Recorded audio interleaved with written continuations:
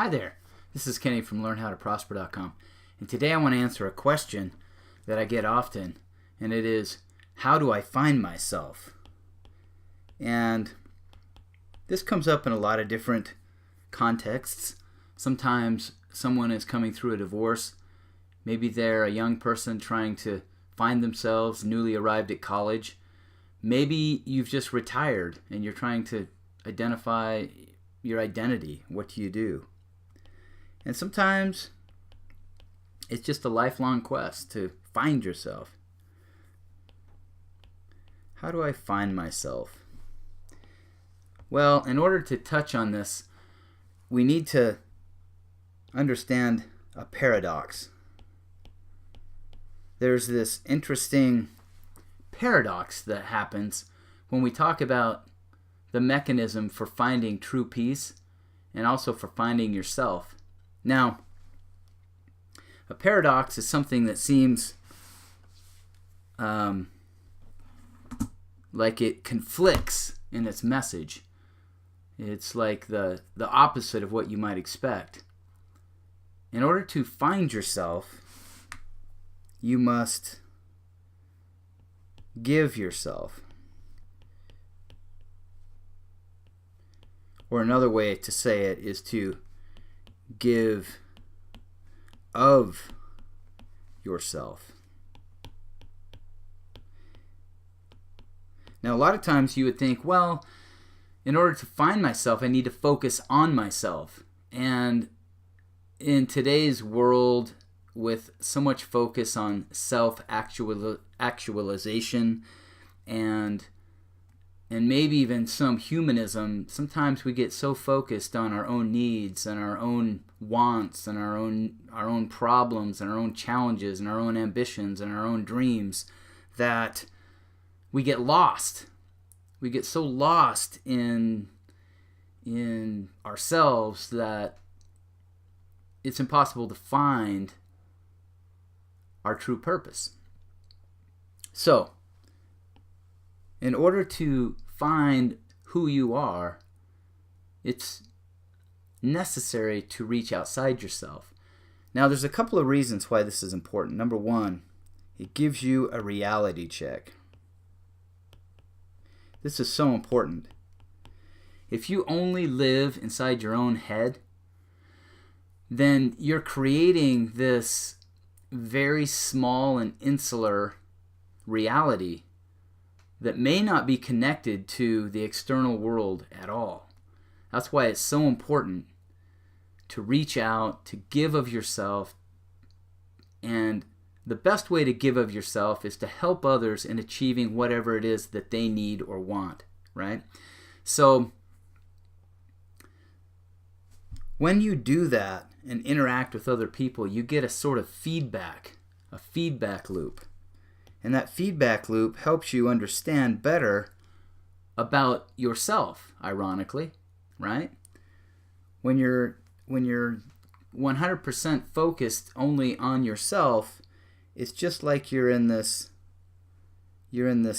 circle that just goes round and round, but there's no intercept. There's nothing that really helps you see and understand reality. Okay? Now, there's another factor here that I want to explore. Let me just clear this. There's something about when your bucket, let me do this again. If your bucket is empty and you're trying to fill it inside yourself, the problem is you're already operating within yourself. Whatever you have to give to yourself, you've already given. There's nothing more. So this is the second point. But if you focus on filling someone else's bucket,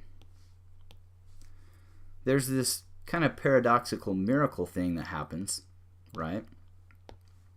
And what happens instead is, if I can get this to go, you actually end up filling their bucket. So you're filling it as you give and help and assist, right? And as you fill their bucket, there's this interesting thing that happens. You actually end up filling your own bucket. And try this on as an experiment today and see if you don't get a different perspective that heightens your awareness and lifts you by focusing on someone else's needs. See if that doesn't actually fill your own bucket. And why and how this happens is still a bit of a mystery. But I have a hypothesis, and that is that oftentimes when you're giving to someone else,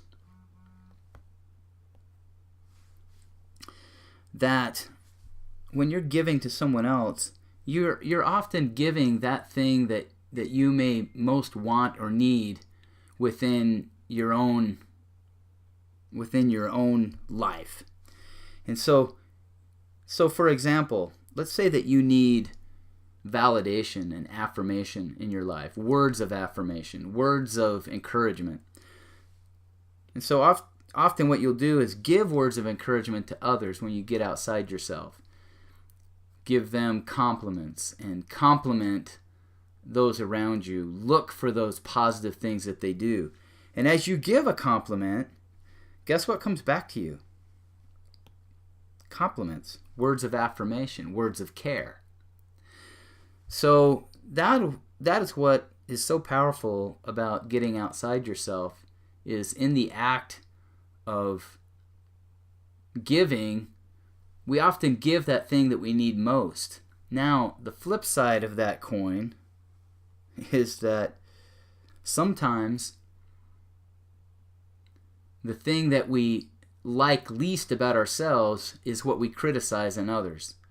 And when we do that, this can happen the other way, that when we are criticizing others, trying to make ourselves feel better by tearing them down, now what comes back to us, and I'll make this a different color. Now what comes back to us, if we're sending lots of barbs and hate and gossip and negativity, then that's what comes back to us, is that negativity. So it's important to be aware that this phenomenon of finding ourselves can work both ways. We can lose ourselves also by being negative and conveying to others the negative that we see in ourselves. And a lot of times people don't realize this, that when you're being critical of someone else, what you're really doing is criticizing them for that thing that you see least positive in yourself. It's a mirror. And I saw this oftentimes, and do see it as a counselor when I'm working with someone. And when I hear them talk, when I hear their self-talk, when I hear them talk about the world, it is like a mirror into their soul. You start to understand what's really happening inside of them based on how they project to the external world. So to find yourself, give of yourself. In the act of serving someone, and you may not even realize this, but look and see if it isn't true, that when you're serving someone, most often what you're giving is that thing that you need most.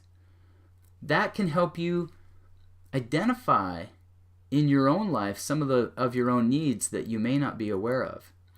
That's why it's important to journal. That's the third point here. To find yourself. Here, I'm going to go to a happier or neutral color here.